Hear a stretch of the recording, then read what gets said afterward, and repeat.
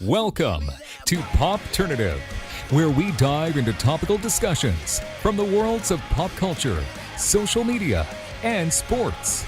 Here is your host, Peter Remoliotis, aka PD Beats.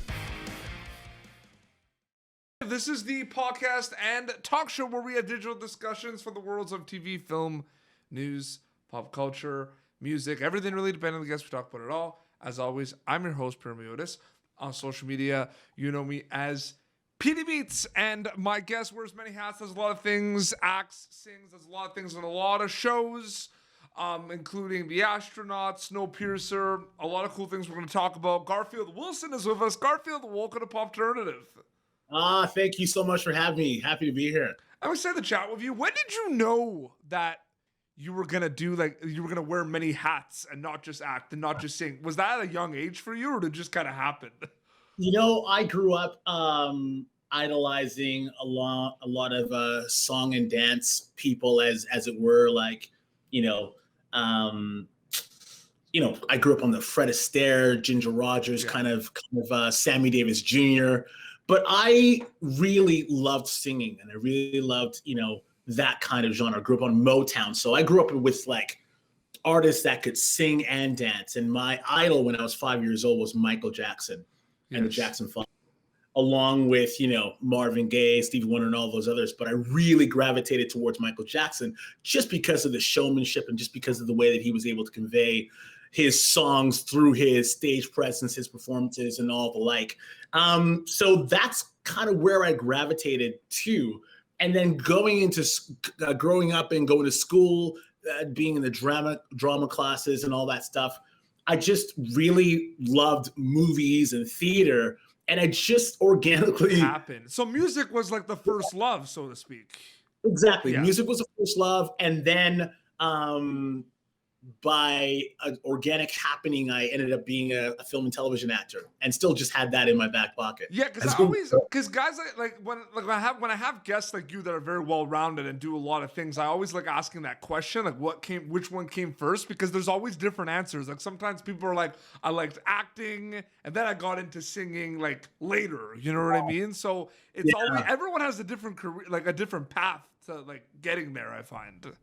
True, and it's interesting to look at the career trajectory of other artists that are well renowned as film actors. Yes, but you look at the beginnings, and they're either like really prolific as far as stand-up comedy is concerned, or are musicians or hip hop artists become really powerful actors as well. So I think that's just sort of, life is what happens when you're making plans. So I always wanted to be a recording artist when I was a young kid. I wanted to have a record contract. I wanted to do live shows and record albums. And then here is where I am. Yeah, absolutely. And you've been like from the act, like we talked about the music stuff, like the acting stuff. I mean, you've been busy over the last couple of years. I mean, so many projects, and I find people don't realize that sometimes, because we know like when your projects came out, but we don't know like when exactly you shot them. So we're not sure if, yeah, you know what I mean? Like that's a big misconception, right? Where people see all these stuff coming out and they're like, oh, he was busy shooting. Maybe you shot all that in like a 8-year period, Like 2 years ago, and then it's just coming out now. That's happened to me so many times. And you know what's funny is that you mentioned that is because I was banking projects over like a 2-year period, and it so happens that they all come out within like a 6-month period. So it looks like I've been busy this whole time, but it doesn't work that way. And of course, a musical project, involving Lorne Michaels. That's an exciting one. Can you tell us about that one a little bit? Oh my gosh, I'm super excited about that. I didn't really know when that was going to come out on Apple TV. The show is called Schmigadoon, produced by Lorne Michaels, also produced by Cinco Paul, who created and was part of Despicable Me. Yes. He wrote this. It's nothing like you've ever seen. It's a musical comedy starring Cecily Strong, Keegan-Michael Key, Fred Emerson, Dove Cameron, Kristen Chenoweth, Alan Cumming. It's an all-star cast. And like just being around those guys, and directed by Barry Sonnenfeld. Oh my Dude, God. it's unbelievable. So basically, the nutshell of the show is that Keegan-Michael Key and Cecily Strong are a couple that go on a retreat and they get lost and they end up in this magical town called Schmigadoon that is locked into a time capsule of the 1940s, 50s music scene, musical theater, or like Mary Poppins or Chitty Chitty Bang Bang, all that absolutely. stuff. You know, Great. Oklahoma. It's just, and I play one of the colorful characters in that town, and it is. I cannot wait for July 16th because it's Apple TV, right? Apple TV July 16th. They've been knocking it out of the park with their shows. Like there's a lot of streaming services out there, but they've been knocking it out of the park, man. No, I think it's such a benefit when you're a streaming service like Apple TV or Amazon Prime, where you don't have to get approval to do certain projects in a certain way. They just have unlimited resources as far as the funding or financing these projects, and they just come out looking so good. Like the morning show starring oh my God, Steve Carell and Jennifer Aniston and Reese Witherspoon. Dude, Ted Lasso, one of my favorite shows. Dude, it's just it blows my mind, and it's really raising the bar on the content of these streaming services and what audience can expect to watch and enjoy. It's amazing. It's amazing. You got a chance to be on some episodes of TNT Snowpiercer, and I love that show. And I find it interesting. Oh man, it's crazy. And I find it interesting too because, you know, that's like they're saying, you know, loosely based or adapted by, you know, the movie, you know what I mean? Like same kind of concept, but of course it's its own thing. What's that like? I'm just curious, Garfield, as like an actor, right? What's that like working on a show, like an adapted show like that, where there's some familiarity? Is it like a unique like situation, do you find? It's definitely a unique situation for me personally and professionally because I was a fan of the movie. And you know, when you're watching late night shows and you just don't know what to watch, so you just kind of scan through movies that, you know, and I just discovered it. I was like, oh, Chris Evans, like what's going on here? Mm-hmm. And I watched it and I was totally blown away by the world. So good. And so, dude, so good. And when it came out that I got the breakdown that there was going to a television series, I absolutely didn't know what to expect. And what I found through the scripts that I received once I booked the role is that they went deep, like really deep. You well know, as far as the characters and their emotional evolution, as far as what happens in the plot of the show, and all these different threads that are going on at the same time with this overarching thread of like, you know, this post-apocalyptic world that we're living in. And I can just tell you firsthand that the sets were unbelievable. The crew was fantastic. Working with actors like Jennifer Connelly and Dave Diggs and a host of others that played supporting roles was an absolute dream. And you know, it didn't take much at all. I mean, I've done roles where there's a lot of green screen involved. Yep. They created a world on 100% set. 100% they did, yeah. Like right down to the wardrobe. Everything was like really detailed. And on set, everybody just locked into that world and that emotionality, grounded themselves in it. So you were, as soon as you walked on set and they yelled the action, it was on. Absolutely. All the time. No, absolutely. So I did in the beginning of the interview mention that you've worked on a lot of different projects. It's pretty cool because a lot of them are really different. You know what I mean? I think you know where I'm going to go with this one. After, like, I'm going to say something and you're going to be like, oh, here we go. We are big fans of horror movies here on Popternative. Yeah, awesome. And you had a chance to be in Come to Daddy. Okay. That one's like, I don't want to go on the spoilers or anything, but that one still blows my mind. But I just need to know, like, what was it like being part of the horror sphere and being part of a project like that? Amazing. Like that role and that movie, like that role for me was a paradigm shift for me in terms of what I could do with a character that wasn't fully fleshed out. They absolutely let me create that character from scratch. And that scene with Elijah Wood is one of my all-time favorite scenes I've ever done. Wow. He is a dream to work with, just an absolutely amazing actor and a wonderful human being. That was an absolute dream to be on that set. And then, when you do a movie or you do any kind of project, you can read the script and be locked in, and it's just a page turner. You just can't wait. You're just buzzing through because you're so locked into the story. Yeah. But from script to getting on set to all the elements and all the moving parts to having it land to be a really good project, sometimes it doesn't work that way. Think one of my favorite things about that film is like the dialogue in that film, like the conversations that he's like Elijah Wood has. Like it's just that it's scary on its own, like just a conversation. Are you a fan of horror movies? I am. Again, it's interesting. So it's funny because I'm a huge horror movie fan. I can't tell you what my favorite horror movie is because it's inconclusive. I don't know. I have like 8 or 9, but I could tell you what the scariest movie I've ever seen because there's a difference. There's a difference, right? Yes. There's a big difference, right? Scariest movie, Totally. The Strangers with Liv Tyler and Scott Speedman. Ooh. Have you seen that one? I have not seen that.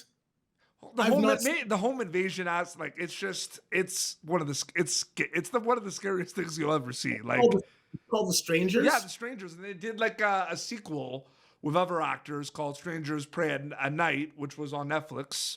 But the original one, it's terrifying, man. They're at like a cottage and home invasion. It's just masks and just like yeah. I get freaked out by the supernatural. You know what I mean? The supernatural for sure, but this one is like realistic, right? So that's why it's scary.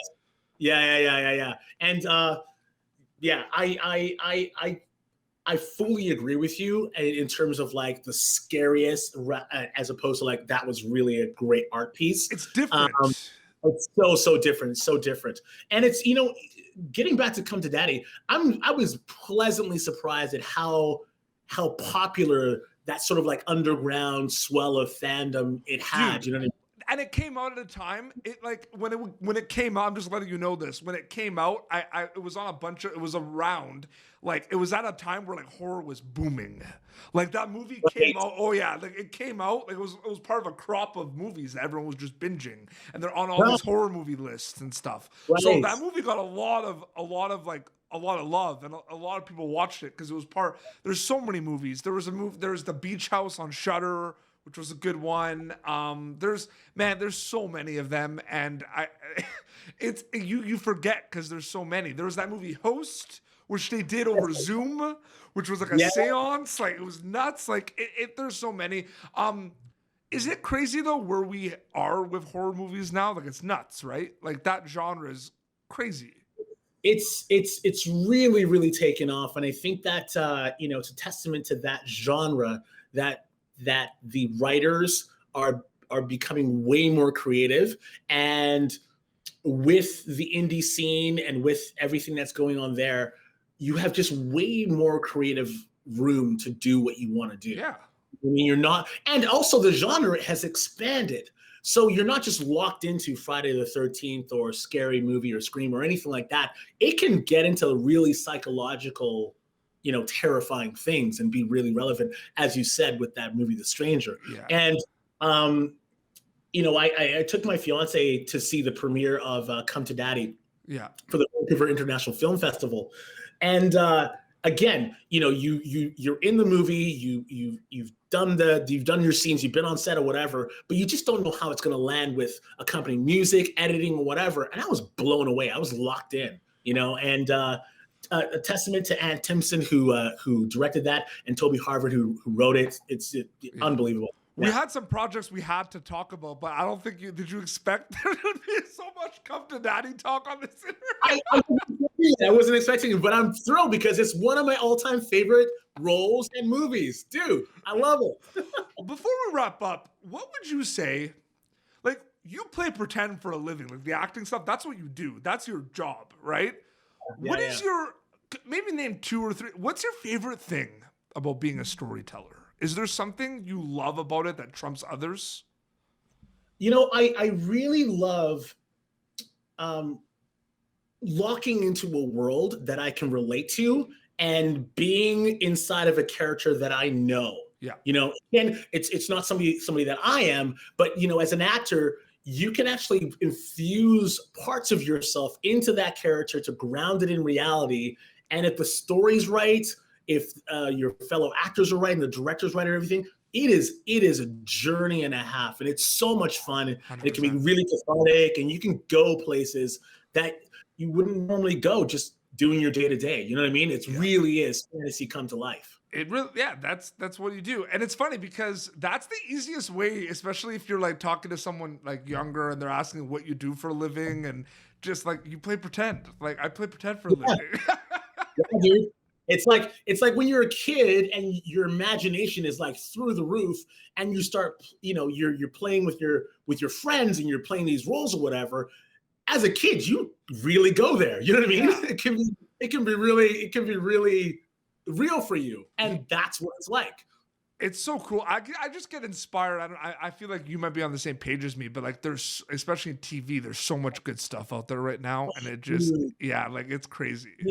When you talked about the streaming services, like, man, they can do so much, and they have so much room, and they're not reined in by networks or things like that. I mean, just on Amazon Prime or Prime Video, just watching the Boys series. Oh, so good.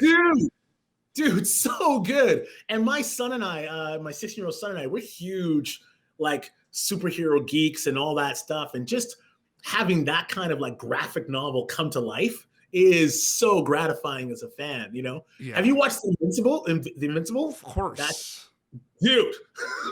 Of course. We interviewed Great Delisle Griffin, who does some voices in that too. And she was just so excited about that project. Like, that's one of those projects, apparently, like, everyone attached to it was just like excited as soon as they like read a little bit of it, like before they even worked on it. Like, I heard the hype for that project was just like before it even came out. Really? You know what I mean? Oh yeah, it was crazy. Dude, there's so many good things, and I've had an opportunity to talk to a lot of people that are on a lot of stuff. I mean, our show got very popular because we interviewed a lot of cast members from Cobra Kai on Netflix. Dude. So good. You know what I mean? Like, that show took off. My son was all over that show. It was so good. There's so many amazing things. I'm really happy we're able to do this, Garfield. Thank you so much for coming on the show, man. My pleasure, buddy. My pleasure. So they can look out for the show. That's coming out in July on Apple TV. Yes. July 16th. Schmigadoon. Amazing. And then where can people follow you on social media to keep up to date with everything?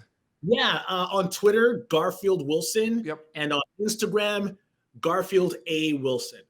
Yeah, hit me up. Yeah. And I want to come back on your show because I'm working on a project right now. I've been working on it since the beginning of April. And that show's been shooting the feature's been shooting since March. And I wrap up principal photography end of June, and it still goes till the end of July, principal shooting. It is gonna blow your mind, dude. I can't wait. It's done. Like, anytime you want to come back on, we're gonna do it. Yes. Well, this has been Popternative. YouTube.com/Popternative for previous episodes. Until next time, this is Garfield Wilson and PD Beats signing off. Thank you for tuning in to Popternative. Make sure to check out our past episodes of Popternative on YouTube. Be sure to like Popternative on Facebook and follow us on Twitter. This has been an Autograph Communications production.